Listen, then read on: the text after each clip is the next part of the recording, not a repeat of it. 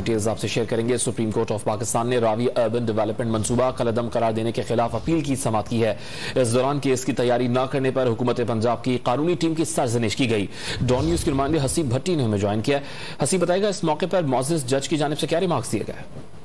देखिए, Ravi urban development मंसूबा जिसे लाहौर हाई कोर्ट ने कलअदम करार दिया था, उसके खिलाफ अपीलें दायर की हैं पंजाब हुकूमत ने। पंजाब हुकूमत के जो एडवोकेट जनरल हैं अहमद अवैस, वो अदालत की जानिब से जो जस्टिस इजाजुल हसन की सरबराही में 2 रुकनी बेंच कर रहा है, उसने जो सवालात उनसे पूछे कि ये आप चाहते क्या हैं, तो उस पर वो खातर ख्वाह जवाब ना दे सके, जिस पर अदालत ने उनकी सरजनिश की है और उन्हें वक्त दिया है कि वो अपना केस जो है वो तैयार करके आए और समझ के आए कि वो क्या चाहते हैं।